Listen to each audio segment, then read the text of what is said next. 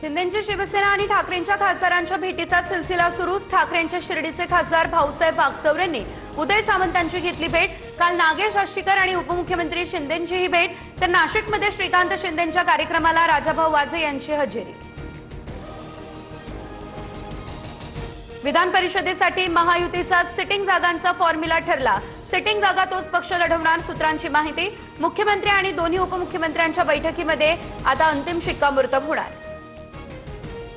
Petrol आणि diesel 90 पैशांनी महागलं। आठवडाभरात दुसऱ्यांदा पेट्रोल डिझेलच्या दरात वाढ, सर्वसामान्य नागरिकांना मोठा फटका।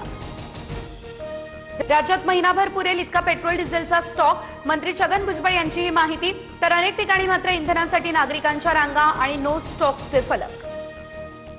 पाव आणि ब्रेडच्या किमतींमध्ये 10% वाढ, पावची लादी आता 40 रुपयांना मिळणार। वाहतूक खर्चासह पॅकेजिंगच्या किमती देखील वाढल्याचा परिणाम। शरद पवारांकडून पंतप्रधान नरेंद्र मोदींचं कौतुक। मोदी आज देशाबाहेर भारताची प्रतिष्ठा जपण्याचं काम करतायत, पवारांचं हे वक्तव्य समोर। दीनानाथ मंगेशकर रुग्णालयात 6 वर्षीय मुलीचा मृत्यू, रुग्णालयाच्या हलगर्जीपणामुळे मृत्यू झाल्याचा कुटुंबियांचा आरोप। अलंकार पोलीस ठाण्यात तक्रार, तर संबंधित प्रकरणाची चौकशी सुरू। सर्व कागदपत्र पोलिसांना दिलेत, रुग्णालयाची ही माहिती। देशभरातील 12.5 लाख औषधांच्या दुकानांचा उद्या देशव्यापी बंद। ऑनलाईन आणि बेकायदा औषध विक्रीला केमिस्ट संघटनांचा विरोध। सरकारने दखल न घेतल्यास बेमुदत संपाचाही दिला इशारा। अहिल्यानगरमध्ये गोदावरी नदीपात्रात वाळू तस्करांची दहशत, विरोध करणाऱ्या महिला आणि ग्रामस्थांवर दगडफेक, जीवे मारण्याची धमकी दिल्याचाही आरोप। श्रीरामपूरच्या रामपूर पोखरे या ठिकाणचा हा प्रकार।